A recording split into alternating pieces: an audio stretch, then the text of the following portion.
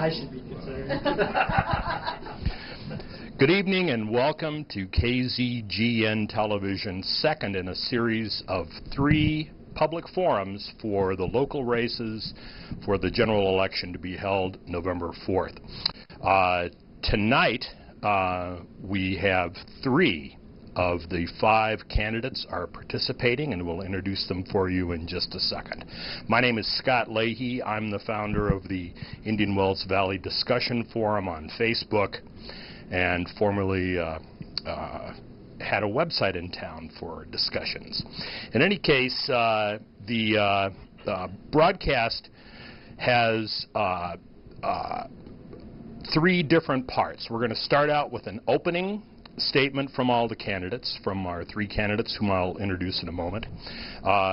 Then we will go to a question round. Each of the candidates will have 45 seconds to answer the question, then we'll move on. Finally, we will go to a closing statement period. A little bit of dead air there, but that's okay. Anyway, the city council seat is public elected office. It is a 4-year term. There are 2 seats open, and so of the 5 candidates, we will have 2 of those people will be serving the city for the next 4 years. So this is important. Questions tonight will be coming from our distinguished panel. We have on my immediate left, we have Robert Eierman and Al Huey, who are the hosts of KZGN Television's Ridgecrest Talk. And we have Aaron Crutchfield, who's the managing editor of the Daily Independent here in town. Let's introduce our candidates that we have with us tonight. Starting on the left, we have Mr. Eddie B. Thomas. Next to him is Marshall Chip Holloway. We call him Chip here in town. And Christina Witt. We have 2 other candidates who are unable to make it tonight. But we're going to go ahead and start out at this time with our opening statements. And we did a random draw, and Christina took number 1. So we will start with Christina. So Christina, you have 1.5 minutes for an opening statement. Alrighty, I'm going to wing this. My name is Christina Witt. I'm native to Ridgecrest, been here since I was born. I have a family, married, 3 kids, graduated from high school here. I have a bachelor's in business information systems. I have a master's in cybersecurity, and I am finishing my master's in management information systems this November. I was recently took interest in politics, or at least in local politics, during the Trashgate issue about 4 years ago, which kind of got me wanting to be involved. I wanted to get involved because I was tired of whining and not doing anything. I figured, it was very unproductive, and I like to be taking action when things bother me. Let's see. Just got your braces on. Yeah, I just got my braces off. So I'm really looking forward to hoping to serve you guys. I feel I'm not a politician, I'm a citizen. I see things from a perspective. I'm excellent at researching, and I really feel we need to get people in there to start bringing the community out and making the city their own. And just, I'm limited government, small government, and I believe that the less government is involved, the more people can actually cooperate and work together and create their own town identity. Chip Holloway. Hi, I'm Chip Holloway. After 16 years on in City Council, I figure you guys know more about me than you ever wanted to know. And I'd like to thank KZGN for hosting this forum. So I thought I'd try to tell you a few things about me that you may not know. I'm the first council member in the history of Ridgecrest ever elected to the League of California Cities board. The League of California Cities is the preeminent authority on local government, and because of the League of California Cities, we finally stopped the state from stealing local revenues. I also am the only elected official in the history of Ridgecrest that was invited to the Greater Valley Leadership Institute, sponsored by Harvard University and the Kennedy School of Government. I was selected among 25 local state elected officials. My graduating class consisted of Oakland Mayor Gene Kwan, Rex Parrish, the mayor of Lancaster, and Tony Cardenas, congressman from Los Angeles. I also received the Larry Shimboli Public Service Award from the Desert Mountain Division of the League of California Cities last year, and I served 8 years off and on Kern Cog, currently serving on Kern Cog, representing the city, along with Councilman Steve Morgan. Because of my seniority and tenure on there and Steve's tenure, we've been able to bring millions back to the city of Ridgecrest for street projects. The other thing people may not know is during the BRAC process in 2005, I was asked to testify before the Office of Inspector General because I complained that the BRAC process was not being fair to China Lake. I also went back to Washington multiple times to the Pentagon, the White House, and Congress. That effort led to 1,000 jobs, $220 million in capital investment, and I was given the Above and Beyond Award by the Ridgecrest Chamber of Commerce for that effort. I love serving this community, and I'd love to keep on keeping on if you give me that opportunity. Thank you. Mr. Thomas. Hello, my name is Eddie Thomas. I am a local pastor here at the church, also a citizen, been here for over 30 years. After that time, I left Los Angeles to come here to start a new path with my family. With very little money, being offered a job on the base and the opportunity of pastoring a local community church here. I believe my experience being a local pastor here affords me the privilege of knowing the real problems and the real issues that go on in this community, hearing it both from the rich and the less fortunate, giving me the opportunity to walk into anyone's door and have an open door for all people that come my way.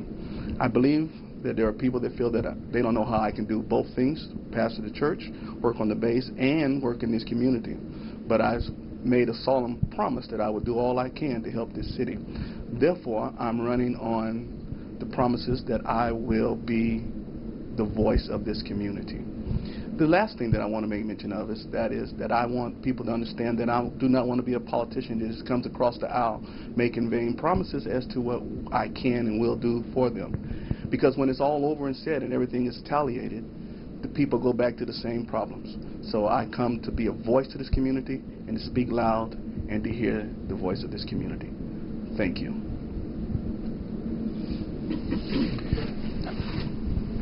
Ladies and gentlemen, questions will not only be coming from our distinguished panel this evening, we are also asking the community to talk to these candidates, ask them questions.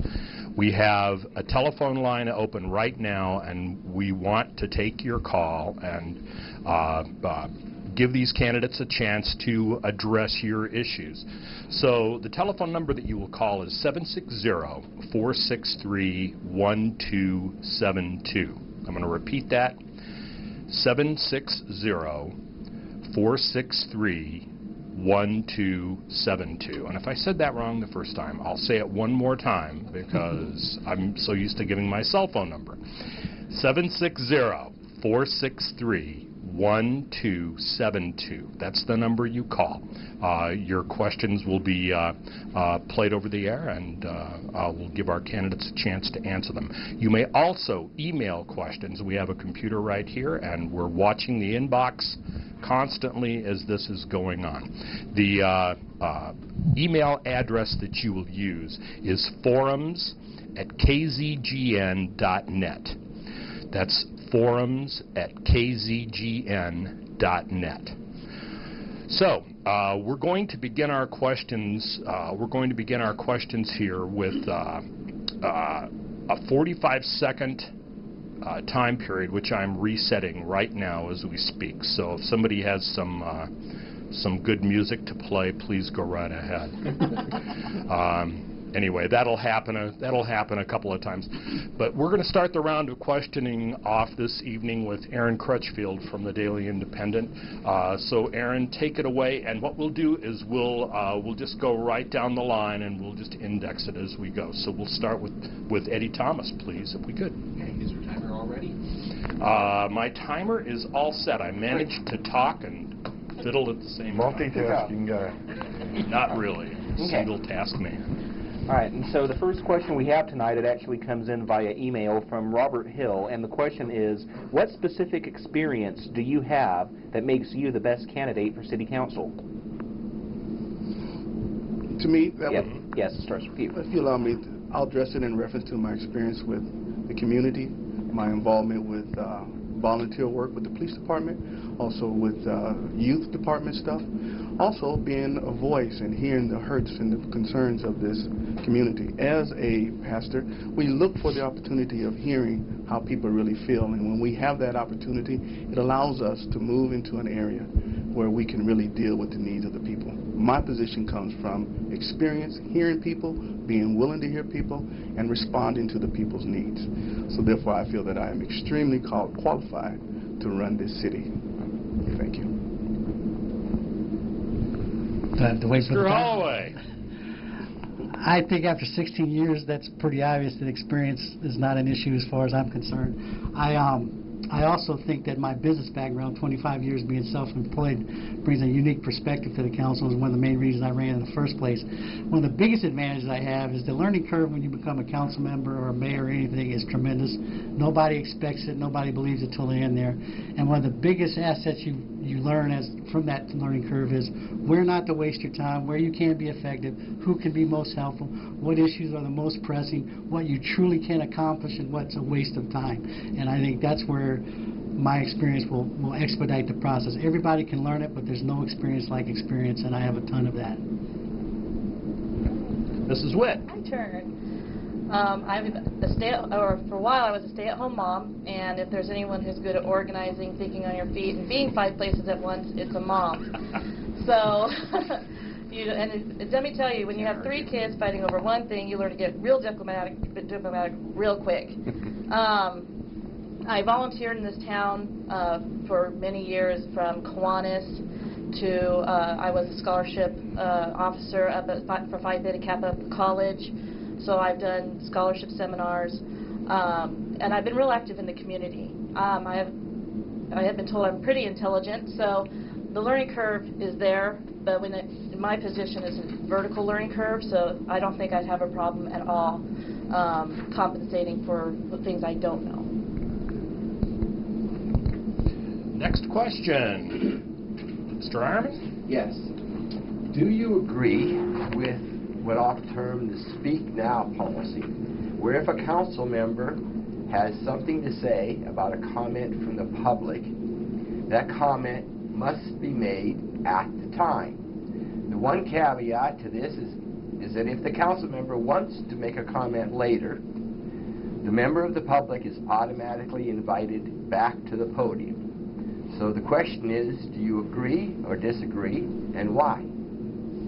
This one will go to Chip Holloway first. I personally think any communication you can have with the public is usually valuable. Sometimes it gets a little sideways in council meetings over the years, mainly because a lot of us have gotten very familiar with each other, and we get maybe a little too casual because of that familiarity. I think that sounds like a perfect solution to that problem. I don't know that it is, because I don't know that the one bite at the apple is ever going to be enough of the bite at the apple. But in general, I think more communications back and forth with the public is good. I will caution you that all my classes, I've attended leadership academies with the League of Cities, always discourages too much of that, because they teach you that a council meeting is a business meeting. It's not a place to grandstand and push certain agendas. But in the spirit that you've presented, I think I could support it. But I don't know if we get that type of advice from our legal staff. Chris? Ooh. For me, when I read that there's a discussion item on the council, I assume there's going to be an interchange between me and the council members. So if I have a question or a comment, I expect a response back. But it's really frustrating when I brought up a point and I've sat back on my table or at my chair, and they're up there, and then the comments are after the fact, and I can't respond or clarify my comments.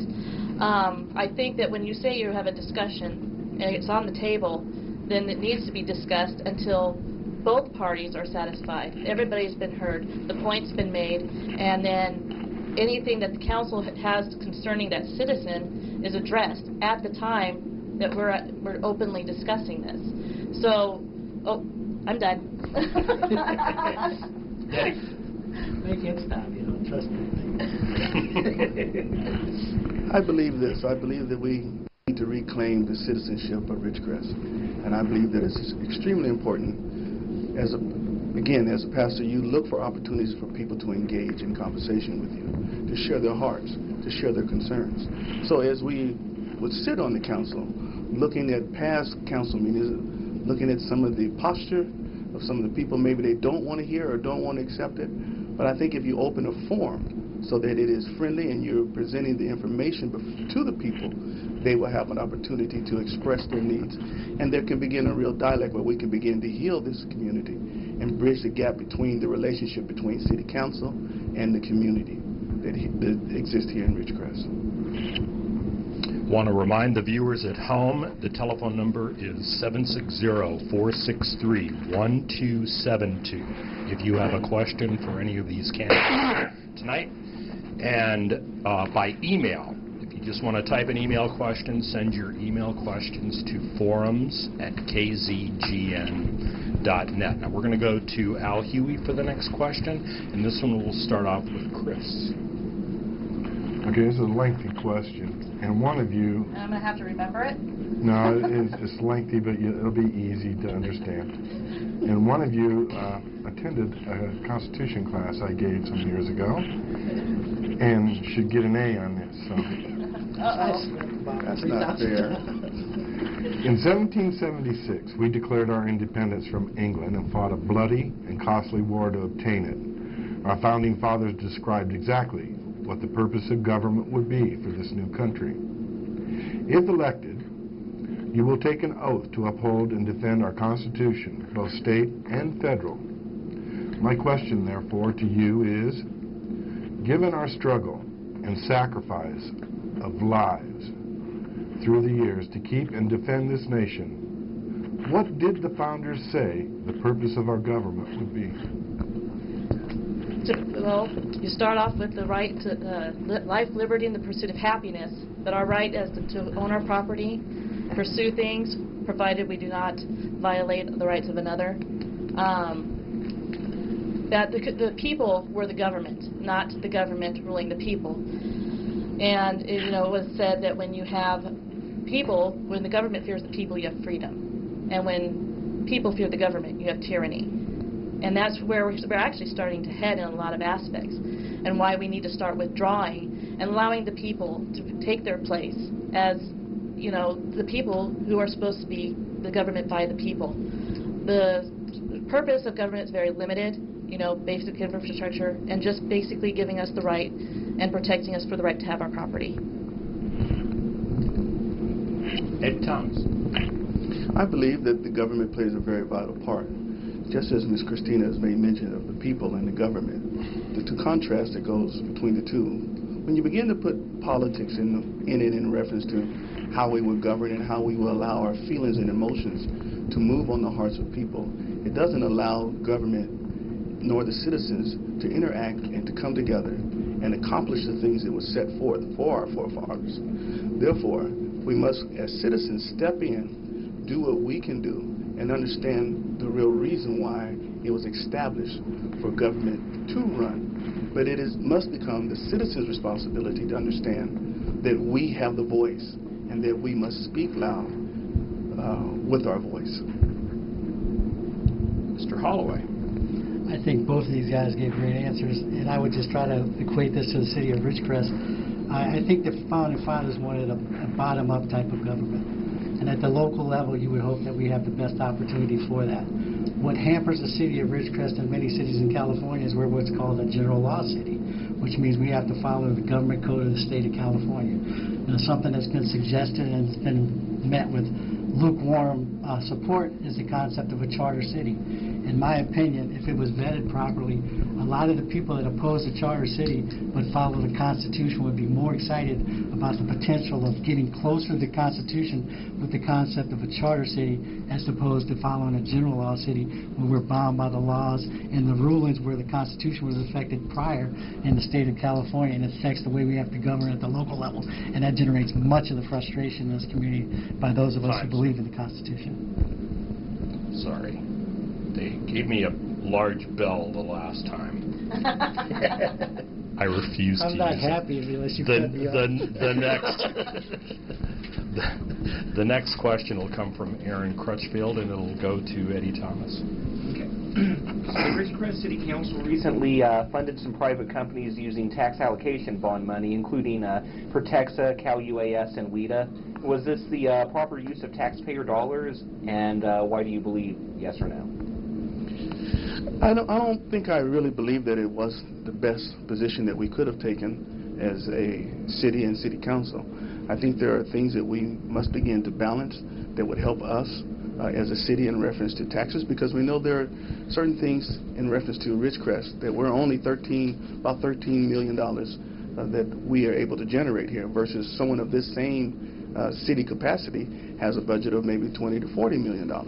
So therefore, I think we have to get buy-in with the way that we spend our money, that we become a balanced community with our checks and the things that we do with our taxes, and who we tax and how hard we tax them, because we do not get that from other sources. Our base and our school systems, they do not pay a part of this community.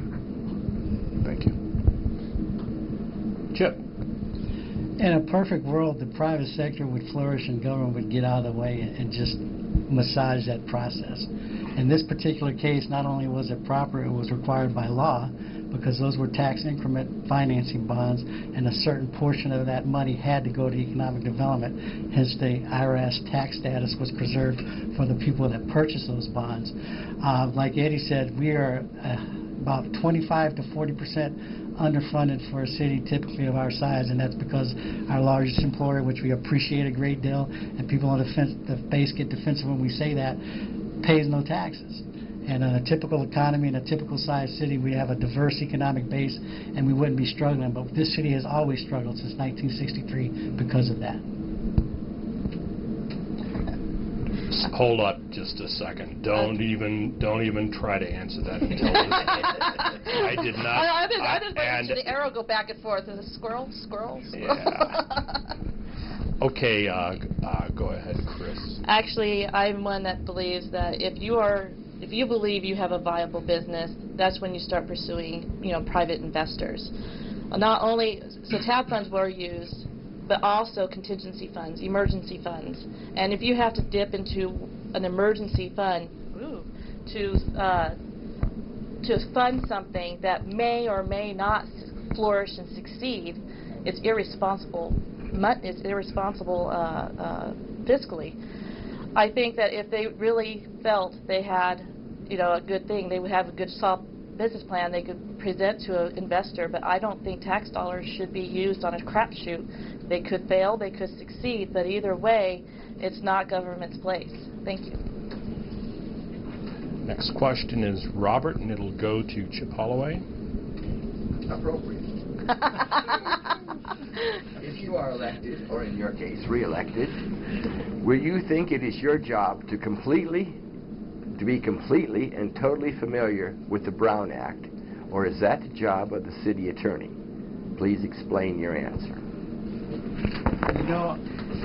Starting back to probably my second month on the city council, I made the statement to the general public on many occasions that I sometimes felt like I needed to hire my own attorney to protect me from staff, and not necessarily our attorney, but because so much, especially this goes back to being a new council member, you're so dependent on staff and legal advice when you're a new council member that sometimes you accept things at face value that maybe you shouldn't. Now, I've read the Brown Act. It's 682 pages. It's legalese, but it's pretty simplistic, and we follow it to the most part based on what the attorney tells us. But I haven't seen any occasions where I particularly think we misrepresented the Brown Act. There have been members of the public that weren't attorneys that say that, but I have never seen a case where I was extremely concerned. But I think it is my responsibility to know as much about it as possible. Sir.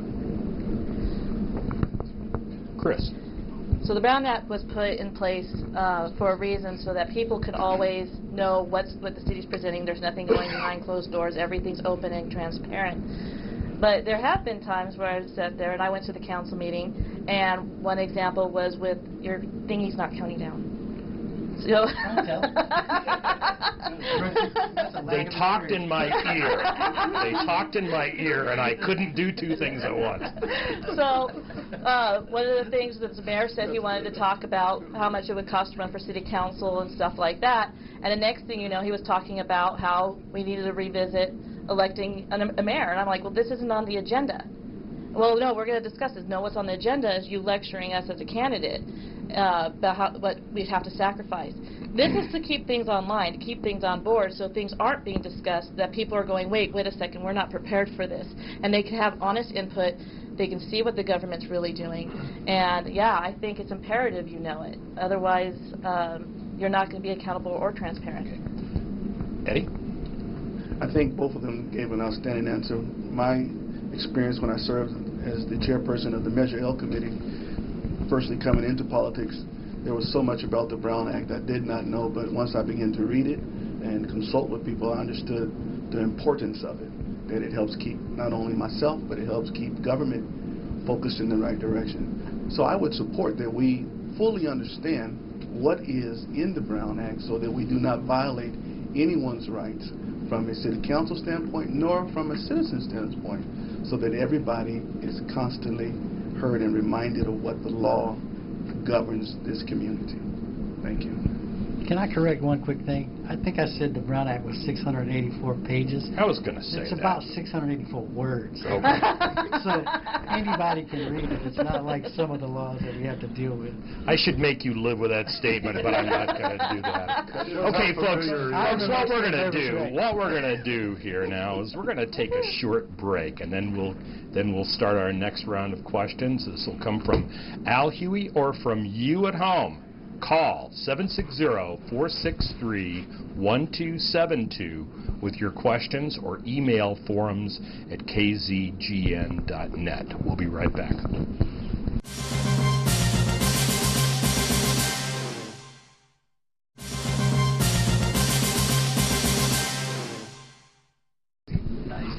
Okay, we're back. We are going to continue this round of questioning, but before we do, I'll announce one more time. It's area code 760-463-1272 for the viewers at home if you'd like to ask a question of these council candidates. The next question comes from Al Huey, and it'll go to Christina Witt. Okay. Are you in favor of expanding, reducing, or keeping the status quo of the parks and the recreation programs in the city?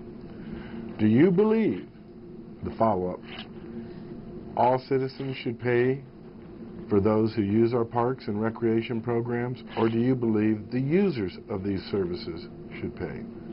So there's two questions there. I got to remember both. That's not fair. I'll remind you.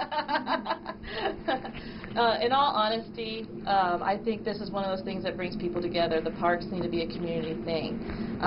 You know, we need to be able to maintain it. When you sit there and you take care of something, it's yours. You know, people buy a car, they wash the car, they take care of that car because it's theirs. They take pride in it. And it would be the same thing with the city or with the parks and taking care, you know, people coming in, cleaning them up, you know, removing graffiti or stuff like that. What was the second question? I told you I was going to forget. Do you believe that all the citizens should pay for those who use the parks and recreation programs, or do you believe the users of these services should pay? It's too hard to differentiate who uses the parks, so I don't know if that's even a possibility. Eddie Thomas. I believe that we all should pay. I think one of the major reasons why we moved, me and my wife moved to Ridgecrest, is because we had young children. As a result of that, they've grown older now and went on to college and have their own careers. But I think because mine are gone, I think we should still continue to pay into it, because one of the greatest assets that we have in Ridgecrest is our young people. It's keeping them off of the streets, keeping them away from the enticements that exist out in the community here in Ridgecrest. So if it's our community, I believe that all of us should play a part in helping and ensure the freedom of our children so that they can grow up and become productive young men and young women. Therefore, it would also require us to have a balanced budget that we can support our Parks and Recreation Department. Okay, I'm going to stop right here on that question, because both of you kind of missed the first part of the question about, so should the parks and recreation remain the same, reduced, or grow? It should be reduced on my end. I think it should be reduced. I believe it should grow. Okay, thank you. I think right, wrong, and indifferent, Parks and Rec are now in this day and age a vital component of the quality of life in any city in America.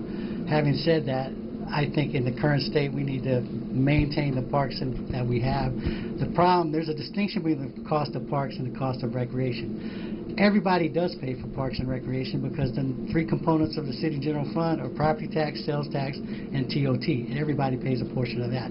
The recreational programs are funded by fees, and those are covered and generate a profit. Where we're getting it upside down is on the actual parks. And the other thing I want to ask you, are you considering Leroy Jackson as part of that? No, that's the county. Okay, but that's a debate that we also need to have, is whether the city should take Leroy Jackson over, because we actually need that facility. Okay, next question will come from Aaron Crutchfield, and it'll go to Eddie Thomas. We'll begin. Okay. So this next question is, what do you see as the city's role and responsibility in dealing with the water issues in the Indian Wells Valley?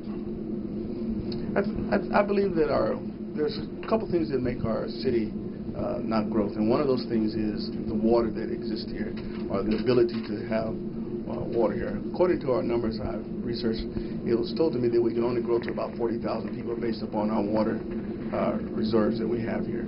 So I believe that we need to find another way, an additional way to help in our water source, maybe better incentives, maybe things that we can do to help ensure the users of the water that we don't use so much, because it is a natural resource that we must need and we have to have here. So if we are concerned about our community, we have to understand that there's other things that we're going to have to learn to do as citizens here to make the water last as long as it can. Thank you. Chip. The water issue is a major issue that the city has very little ability to manage right now. The new state law will require a groundwater sustainability agency, which I think the city should naturally be part of, and possibly the water district. And I think we need to bring in regional partners, because people that will be affected by the decisions of that agency may not be city residents, but they will affect the city per se. It is very scary to me that the hysterical approach we're taking right now is making a great deal of rhetoric. It can be damaging to the base, damaging to the growth of the community. So we need to be engaged. We need to take a measured approach. We can't do nothing, and we can't stop growth altogether right away. And if we need water, then we need to import water. But no growth is not an option for this community, or this community will go away. Christina. This is kind of one of those interesting things. I was asked this before, and the first thing that popped into my head was, you know, the water district has a rule out that for residents and businesses, we can't water our lawns until 8 p.m. until like 6 in the morning. And that's because it's better for their lawns, it's better for our water. The water actually goes into the ground, it doesn't burn the grass. But when people sit there and say, what's the city's responsibility, I find it hard for anyone to take the city's stance seriously when you're watching the city parks being watered at high noon, the hottest point of the day, showing that, well, yeah, we'd like to conserve water, but we're exempt from the conservation that we would like you guys to do. The water issue is not an easy one. It's community. It spreads aquifers past the city limits, so it's definitely a hard one to deal with. Okay, Bruce. All right. Next question will come from Robert Eierman, and it will go to Chip Holloway. Let me start off with some quotes from the Brown Act. It is the intent of the law that actions be taken openly and that deliberations be conducted openly. The people, in delegating authority, do not give their public servants the right to decide what is good for the people to know and what is not good for them to know. The people insist on remaining informed so that they can retain control over the instruments they have created. Many times after closed session, the city attorney announces that no reportable action was taken. Many citizens believe that this is not factual. What will you do as a member of the City Council to determine what is, in fact, the case? This is another area where the attorney has a great deal of leeway in closed session. Our attorney is very strict in closed session, and believe it or not, we are restricted in any kind of off-topic conversation in closed session as it stands. And I got to tell you, a lot of times when you hear no reportable action is taken, that is just the case, because a lot of times in closed session, if you look at the items that fall under closed session requirements, they're personnel, legal, real estate, etc. sometimes the question is direction to do something that still follows under the Brown Act requirements to protect those people that may be engaged. So it's an honest answer when you say no reportable action. Now, it's very important that once we take action, it does need to be reported, and I'm always alert to that. This is a hard one since I've never been in the closed session before, so I have no idea what to expect. But as Chip had mentioned, there's only a few things that closed session can cover: litigation, personnel issues, and obviously like real estate deals and things like that he mentioned. If anything is outside, it needs to be reported as a Brown Act violation if any discussions are going on that go beyond the scope of that. And it needs to be. I have no problem, blurting out things that, hey, what about this? But I think that if what's going on is in there, needs to be stringently stuck to. If it's the Dale Howard case or personnel issues, then that's where it needs to stay. And of course, I can't disclose that in that case because of the Brown Act. Eddie. I too have not had the privilege of being in closed session, but I do feel this, that once we have gotten legal advice from the attorney and we are freed to discuss, then I think then the City Council should become very transparent and very honest with the people and be able to share with them and express to them how we got to this point. But again, providing that we've gotten the legal advice so that we do not violate that act nor put anybody in jeopardy. But once it has been established that we can discuss it in open forum, then I think that we need to become extremely transparent and have integrity for the things that we stand behind. Thank you. The next question will come from Al Huey, and this one will go to Christina Witt first. What do you believe is the #1 priority for change that needs to take place in Ridgecrest, and how would you bring about that change? Yeah, to give me the hard one. Now I don't have time to think about it. Thanks. So the first thing is obviously fiscal responsibility. As a stay-at-home mom, we did the one-income thing, and it's a tight budget to do. You have to sacrifice things. For one second, you're doing really well. You're getting manicures and massages, and the next minute you're in a crunch, and now all of a sudden the manicure and massages go away. The mortgage and the feeding the kids and making sure your electric bill stays on is priority. And so the fiscal responsibility needs to stick, in my opinion, to infrastructure. We need to be responsible. We're repairing roads, which is great, but in a few years, if we're not maintaining them, we're going to be in the same rut. So what are we doing to maintain those roads? Are we buying something to oil them on a regular basis? Do we know what it's going to take to keep these roads good? And I think that's where we need to start. 45 seconds is not long enough. I was going to get 60. I wouldn't have came for 45. Eddie. I think there are some things that we do well in this community. I think our crime level is low. I think our education here is high. And I think the weather is fine. It's really good here. So I think with those things, we focus in on those things. I think our police department has done well. We continue to support them, continue to staff them. I think our educational level here is great because of the structure of this community, the engineers, the scientists that are here, and the volunteers that exist here that go out beyond in this community. So to balance that, I think it will take us also balancing our budget, that it is a workable and durable budget, and that we continue to focus on the things that we do well. People want to come here because of the crime, because of the weather, and because of the education. So let's promote that so that we continue to make Ridgecrest better. Chip? Thank you, Eddie, for saying we do some good things here. Sure, I hear that. I agree with fiscal responsibility, but under that, guys, I think the absolute priority has to be expanding our revenue base. Just to give you an example, if we do nothing, we hire no new city employees, add no city services in the next decade just to maintain the current level of service, because we need to increase general fund revenues by close to $2 million.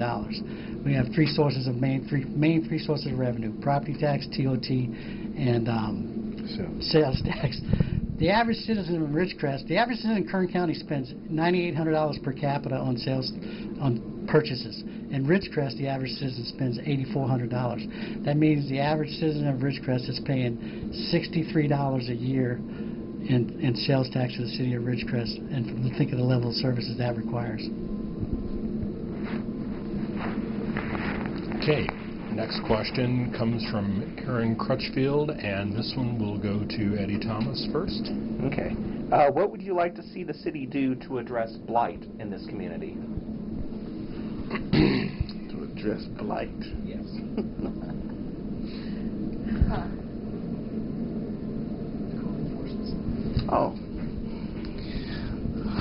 I think what we should do is continue to do some more hiring and maintaining that of people that can go out and enforce it, because there are a lot of things that we do as citizens that we can increase our revenue through some of the violations that we do participate in, and I think there's some things that our police department can further help us as citizens make sure that we don't break the law enforcement codes that exist.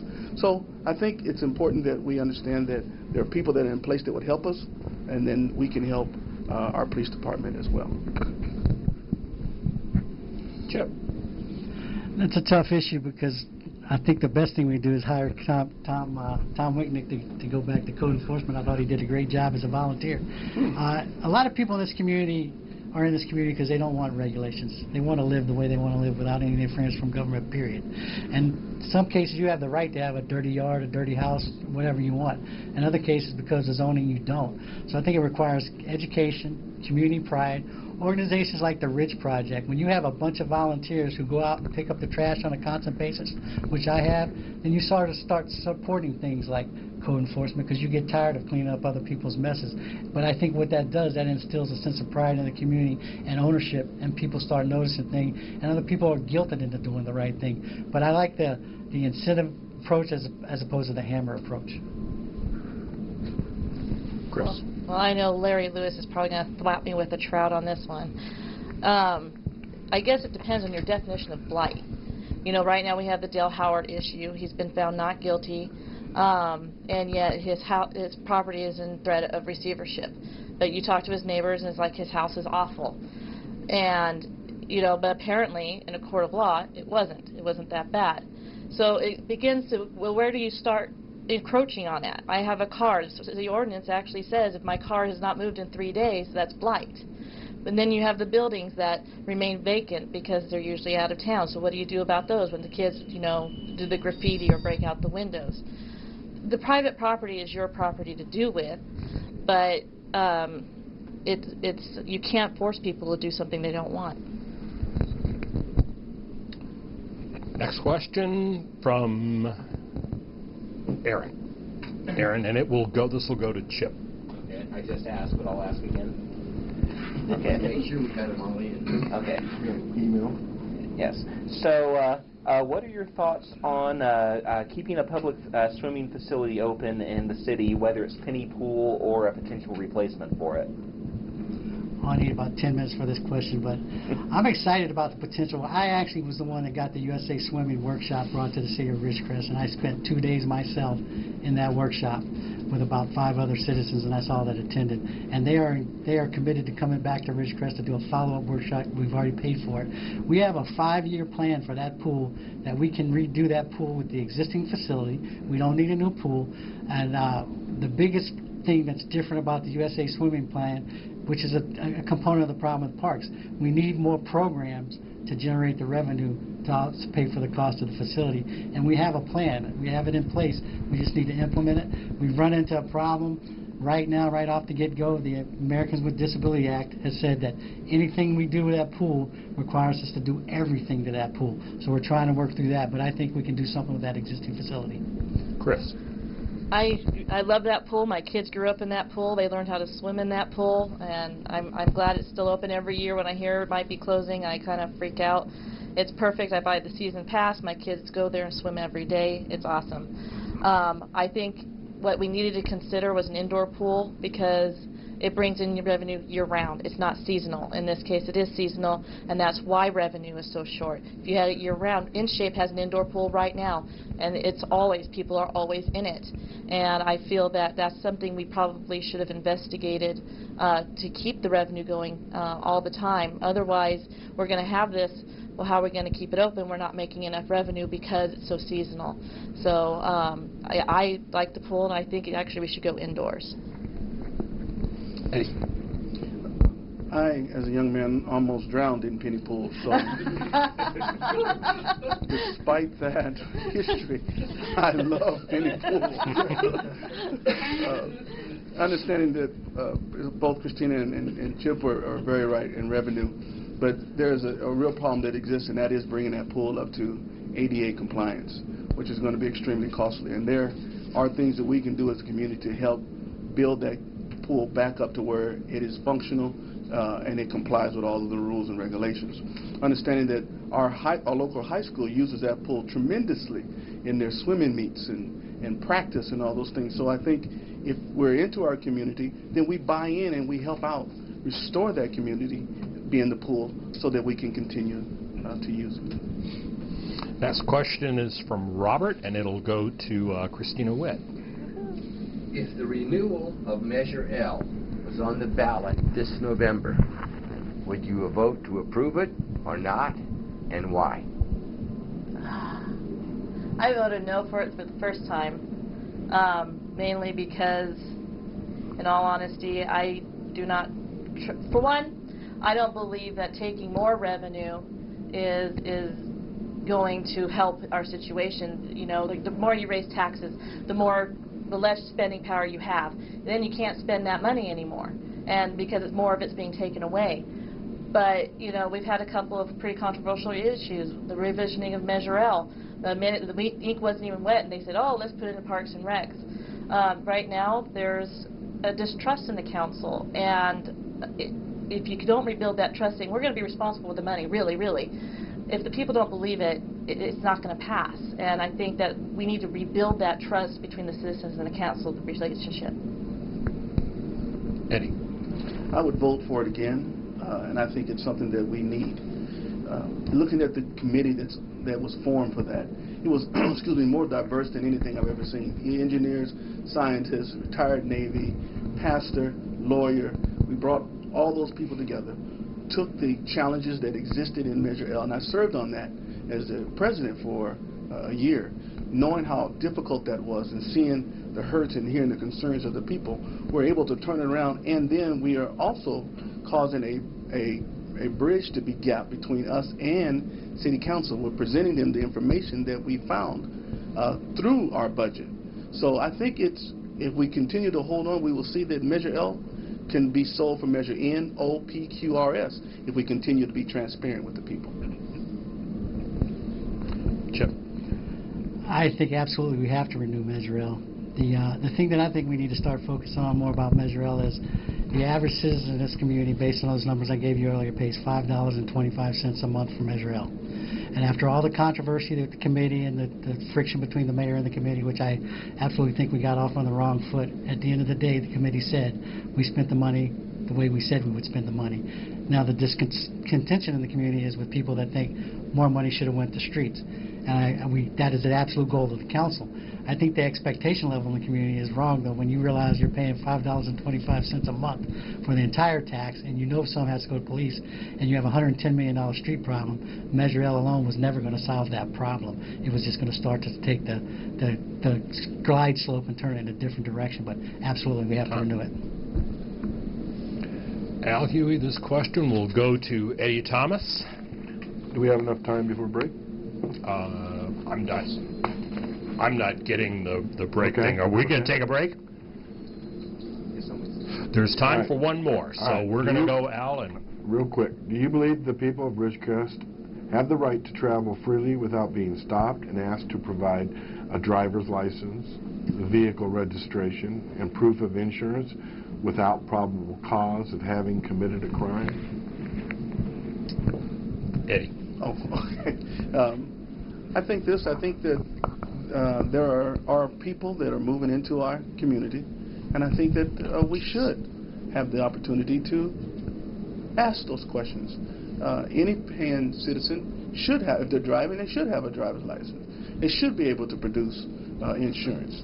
They should be able to show that they are abiding by all the laws that everybody else have been governed to abide by. The question comes in is when we have people that come in and we're afraid to address them. We talk about this community in reference to its crime being so low. But I think one of the reasons why it's so low is because we have an outstanding police department that knows the people in this community and they're willing to go the extra mile and serve this community. So I think they should have the ability to pull them over and ask those questions, but not harass them because of a ginger. Thank you. I have a couple individuals in this community that keep me quite appraised on their discontent with the DUI checkpoints and the perception that they are being harassed. Driving is not a constitutional right, although a means of transportation is a constitutional right. And at the time the Constitution was written, the means of transportation was quite different than the transportation today. So if you're going to follow that same train of thought, I would think you wouldn't be required to have a driver's license either. If you were going to follow the Constitution, you would be allowed to drive, period. I go back and forth with the chief on this. He explains it as usually one of the most positive interactions that the police department has with the community. They get tremendous feedback from the citizens. Kids, sometimes we would never see a police officer in that form. The speed of the checkpoints runs less than 30 seconds. So I support it in the way we're doing it, and we always publicly notice it, so there's ways to avoid it. Chris. I find it a violation of my Fourth Amendment rights, actually, and I will actually go out of my way, sober, to go out of DUI, because unless you know I'm swerving, unless I am violating a law, unless my tail light is out, unless I have committed some sort of infraction, then you can pull me over. Other than that, to pull me over because you suspect I might be drinking, I think is very much a violation of my Fourth Amendment, which was put into place to prevent the police from using their color of authority to abuse a citizen's rights. So I do not support being pulled over for any or no reason. You better have a good reason to pull me over. And I do agree I have to provide the information by law that is required if I am legally pulled over. Okay, time. We have time for one more quick question, so we're going to go to Aaron. And this one will go to Chip first. Okay. What do you see as the best way to bring new business to this town? You know, I ran 16 years ago on the platform of economic development, and it is a unique situation. This city exists in this location for a reason and was never supposed to attract the amount of people or the amount of business that we did attract. So we've tried every type of approach to attract business to the community. One thing that I did bring to the council, and we're in the process of approving, is a study that Fresno State University is going to bring forward. And what I like about that study is it'll be implemented by an independent group of individuals, because as you know, many people in this community have highly well thought out opinions of themselves, and a lot of times people won't tell them that they're wrong. So I think it's important that we have an independent source that says that's a bad approach, you need to go this direction, and take a rifle approach and work in areas where we really do have a chance to be successful, because what we've done in the past hasn't been successful. Chris? One of the things that I always hear is, how come we don't have an Olive Garden? How come we don't have a Costco? So your population isn't big enough. Well, with the water issue, obviously, that's probably going to be our biggest issue in increasing population. But in all honesty, when you're now, admittedly, the roads are getting better, but when you're coming into town, you're trying to woo people in, and the first thing they're going down the road, I don't think that impresses much in the way of anybody.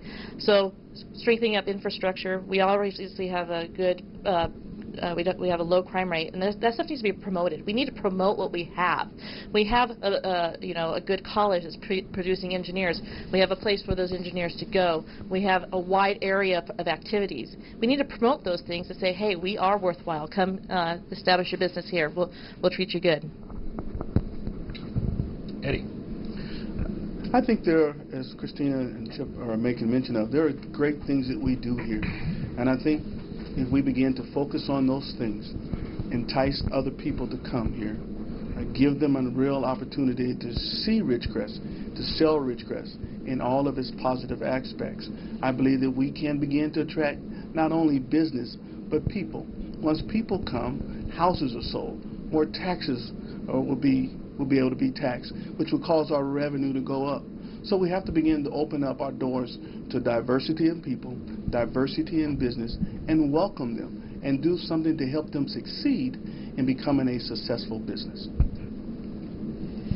Okay, folks, we're going to take a short break, and we'll return with more questions for our brave candidates here at KZGN Television. So.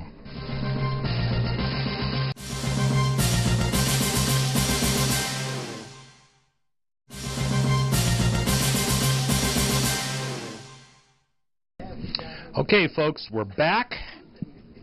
I heard the music playing there. Anyway, we're back. I'm going to give that phone number one more time. Area code 760-463-1272. If you have a question for these people who want to run your lives for the next 4 years,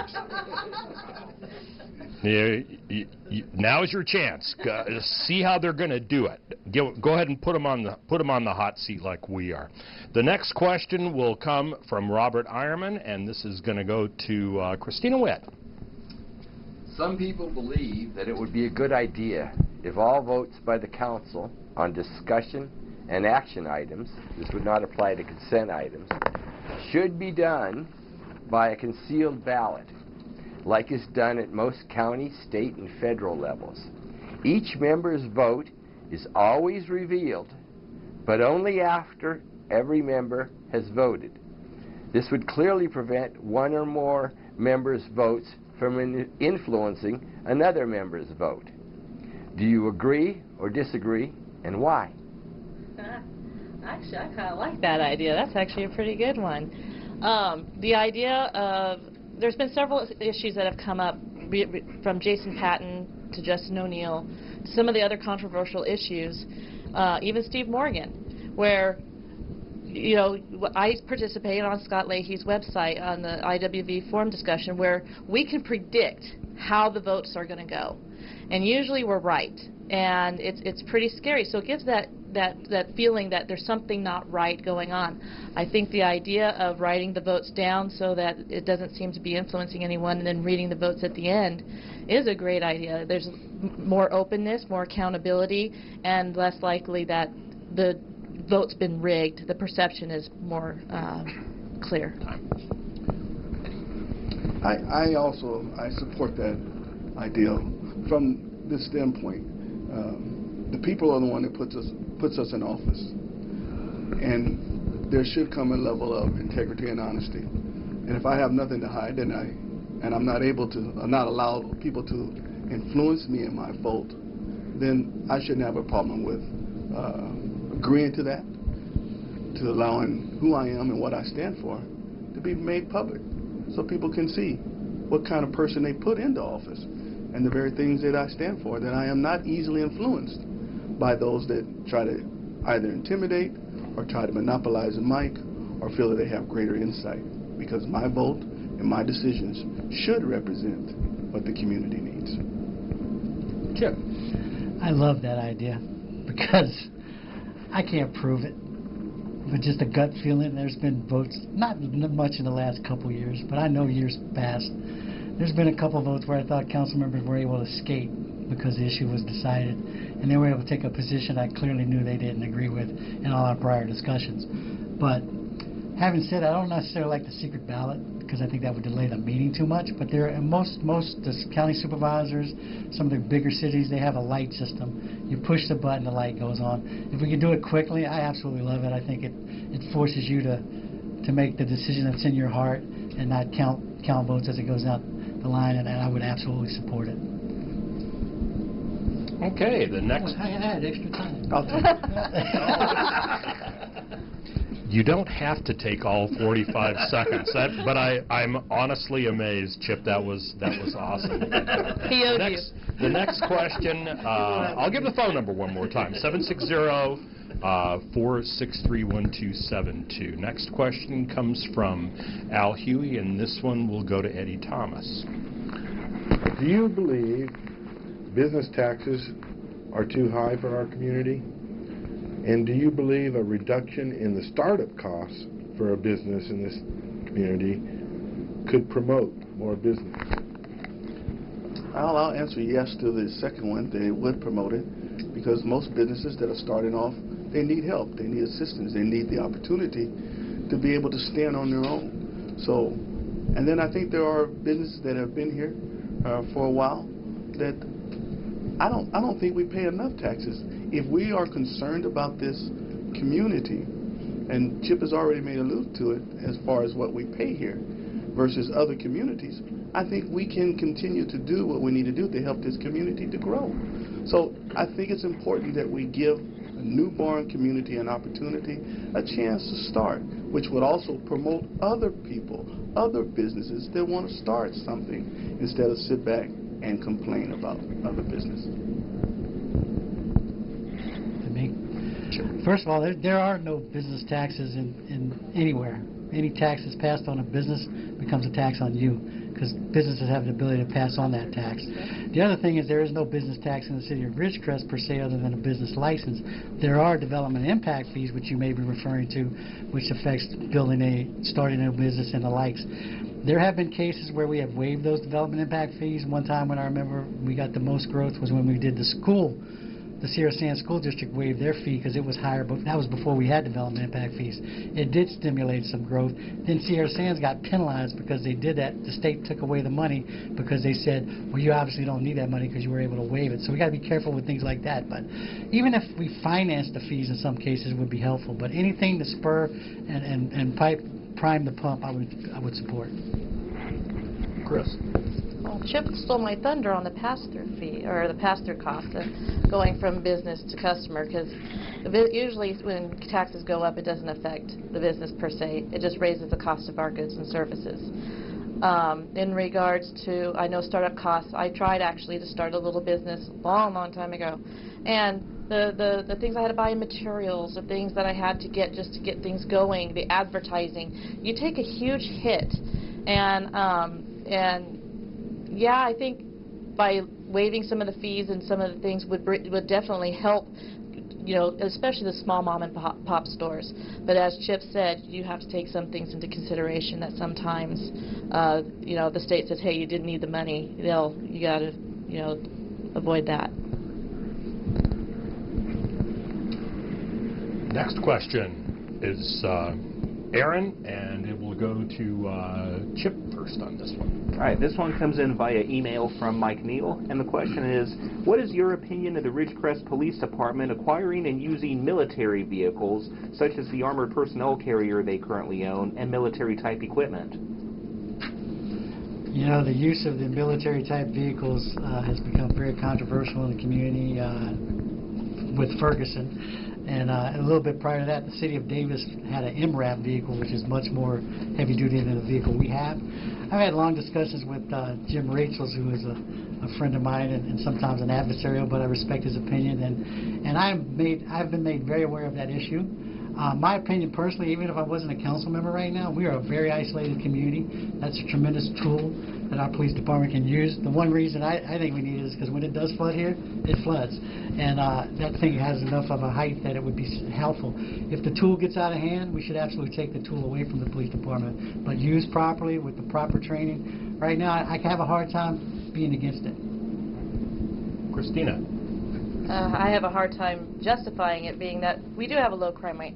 And very rarely have we had an incident where the police, you know, we had Sergio Munoz, who did what he did, but, you know, the argument is, what if we have a school shooting? Well, the problem is that by the time they've been called out, the deed's been done. The kids have been shot, they know they're on the way, and usually it's over, and now they're just looking for bodies. I think that sometimes it can cause some, you know, an elevation of, hey, you know, looky what I can do. But at this point, I don't think we need it. It's an expense we don't need, and I do worry that as they get more trained, the higher rate of the abuse of the color of authority. I kind of tend to agree with Christina from the standpoint, I think there needs to be more education, more training, more awareness of the equipment and the community and the people. I think it also needs to come where, as a community, we understand what we're trying to accomplish, instead of maybe force-feeding something down our throat, but get a understanding from the community why we need this, how can we better serve the community with this piece of equipment. Because, like she said, there's things that have happened, but there haven't been major things. So I don't know if it is really justifiable to use it, to have it. So let's do some further research, and let's see how we can really aid the community, that it is used in a proper way, that it will help the community and keep some of this down. Folks, we have a caller, so we're going to go with the phoned-in question, and this one will start out with, let's see, who started that last round? Chip did, so this one we'll let Chris start with this one. Go ahead with the call, please.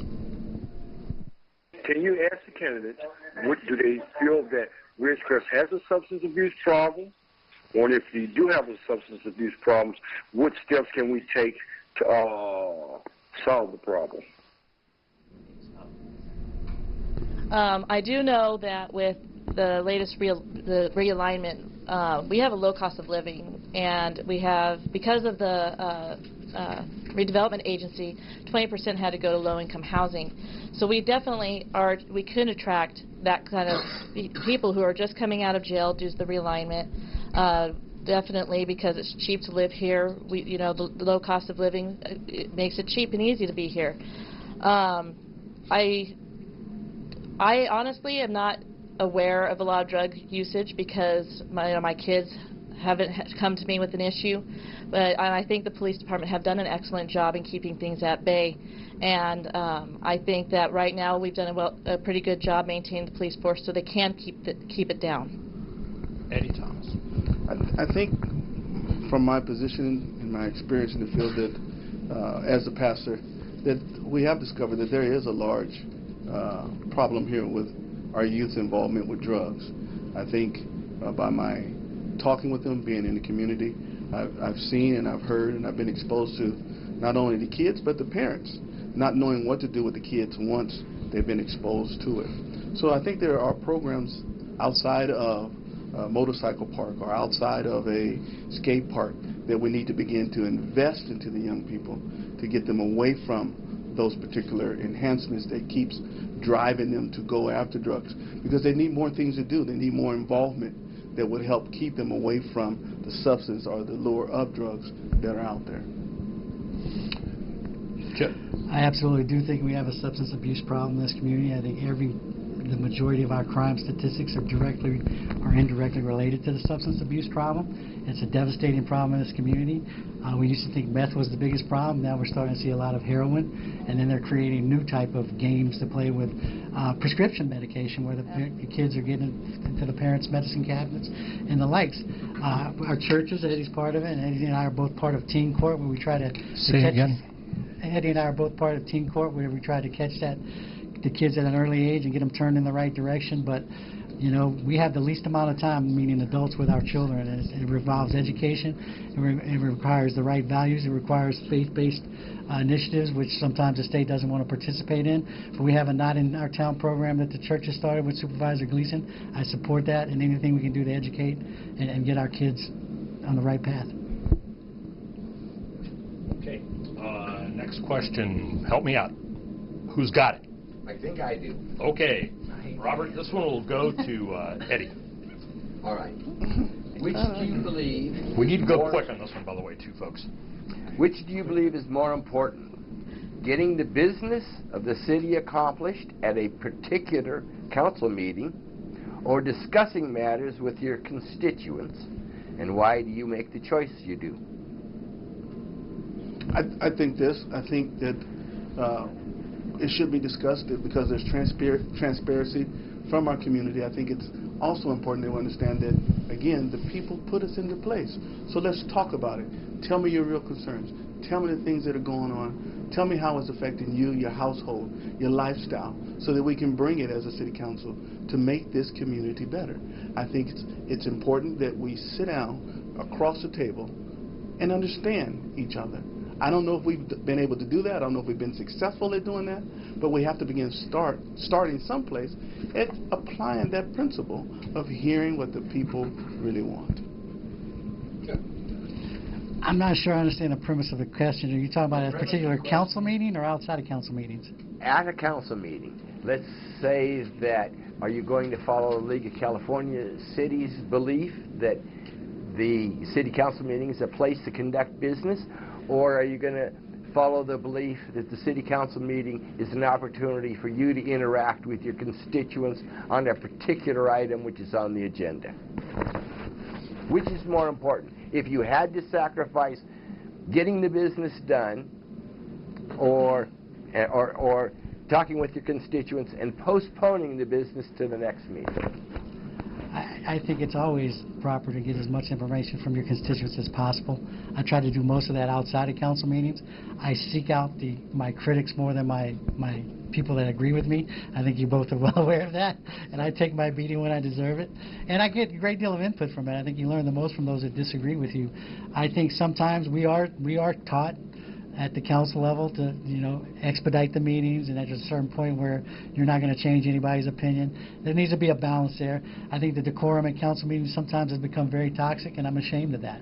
I think, I ran my campaign as a positive, proactive approach. The positive is the capital letters. I think we need to go back to that approach. And we had it at one time, and then we lost our way, meeting the public and the council in some cases, and I think that's because some people have gotten so familiar with each other. Sorry. So, there's been a couple. Will you guys shut up? So the one thing is that I've noticed is that there has been valuable input. Some of us have time to say, hey, we've researched what you're about to put on the table. We researched the ordinance you're about to pass. By the way, it violates this law, this law, this law, and this law, and we're looked at like we're going to vote that way anyways, just to move it forward. We can't wait on this. It's a knee-jerk reaction. And it's frustrating because it's like, look, but we have this evidence. You need to have that discussion. You need to sit there and have that interaction, say, hey, where did you get that? Let me look it up on my Google. Let me see. Oh, my goodness. Talk to the attorney. And get this discussion going to clarify it before an ordinance is passed that's not good. Okay, folks, I'm going to reset this clock here.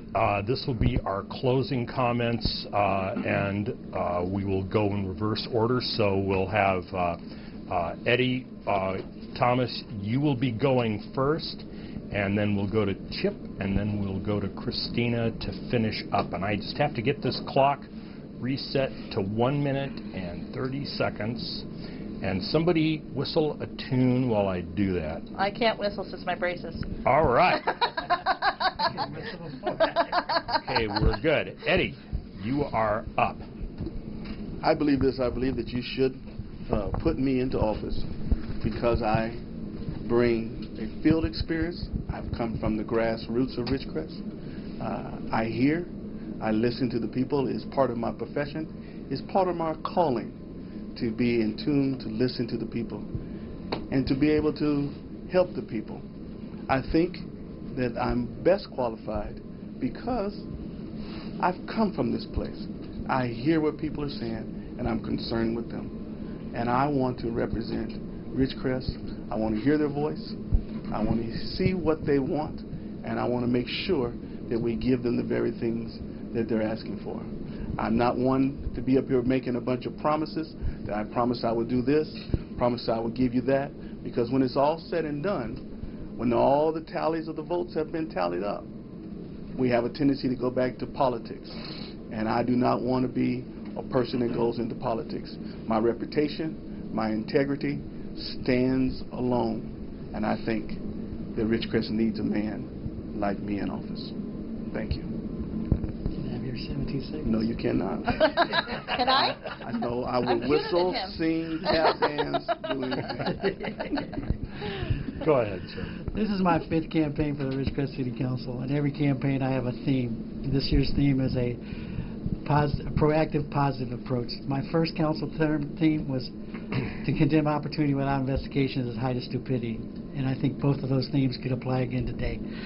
I've always tried to maintain a level approach the city government. I've looked at ways to find innovation and ingenuity to provide a greater level of service at a lower cost.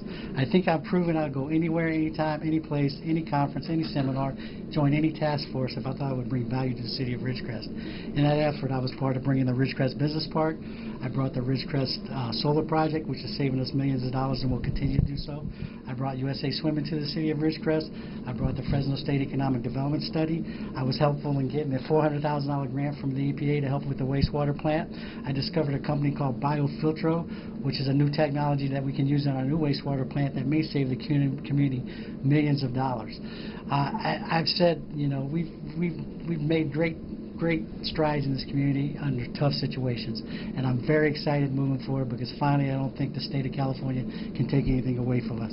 Tom has warned me not to take that approach, but I'm still staying positive. So we remain focused on economic development, public safety, maintaining infrastructure, and keeping our community, our quality of life at the levels we want to keep it. I think we'll be very excited about the future of Ridgecrest in 10 years. I'd be honored to have your vote on November 4th. Thank you.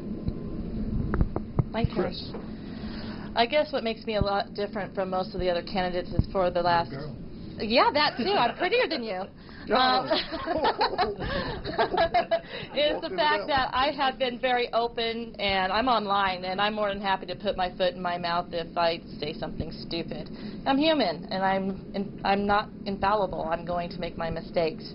And but I think that because I am who I am and because I'm online and more than happy to sit there and, you know, get thwacked by a trout once in a while, it gives you guys an honest look as to what you're voting for, to who you're voting for.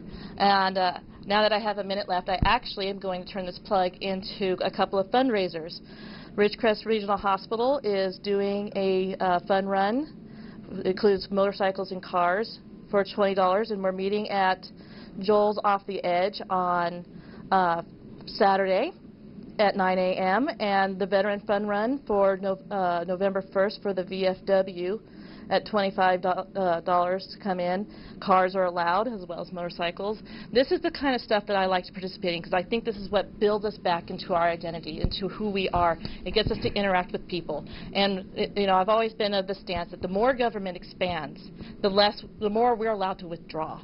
So I did these plugs. So I think they're awesome community. Come out, support our community, our hospital, and our veterans, and have a great time. Let's meet some people, ride together, collect some cards, and have dinner. Thanks. Okay, folks, we had one more call, but we sort of ran out of time. We didn't have enough time to get through the entire answer, but what we'll do is listen to it, and I'll type the question up on the forum, and if we can get some responses from you. Eddie, you need to join my forum. Yes, sir. Happy to have you. I'll save a trout just for you. Indian Wells Valley Discussion Forum on Facebook. Chris is getting her plugs in for her motorcycle gang, so I'll get my plugs in for our discussion group. Anyway, first of all, I would just like to say thank you to all three of you for coming tonight, and it was your answers were great, and I really appreciated your taking the time to come and speak to the folks. So, round of applause. Thank you. Real quickly, can we go down the panel? I'd like to, how can folks get a hold of you? We'll start with Eddie. How can folks get a hold of you? What's the best way to reach you?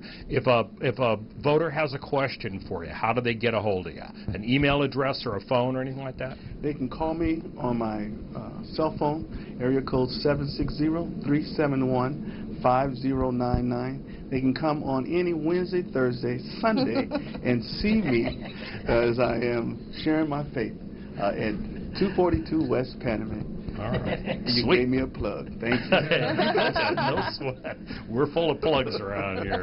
Jeff, how can folks get a hold of you? I know you're on the website. But The city website, the email's there, and it goes to my personal website, so that's great, so you don't have to learn my personal website. The other one is cell phone, 760-608-3054. I have a Facebook page. I don't really message well on Facebook.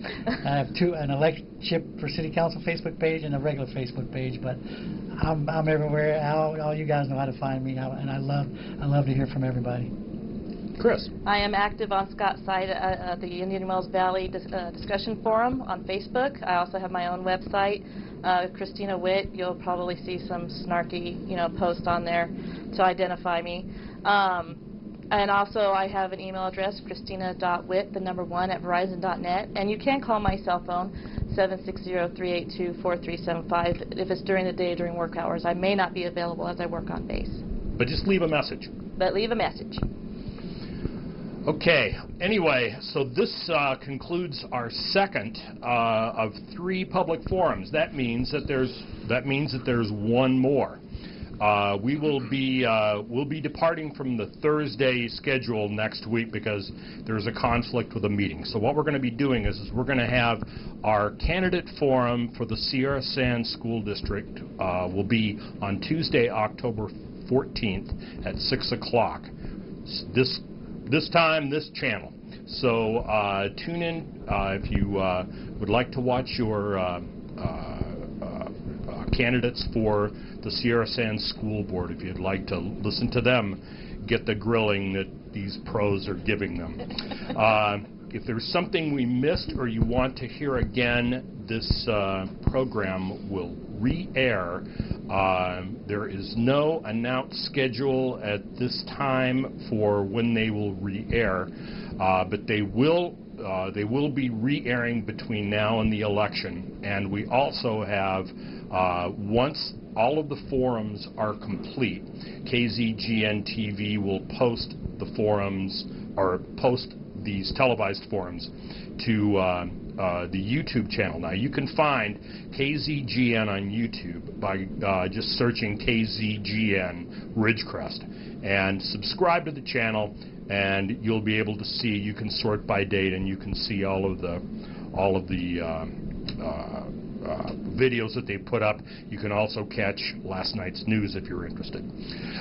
So anyway, thank you all candidates. You've been great, and don't forget to register to vote before October 20th and vote November 4th. Good night, and thank you. Thank you.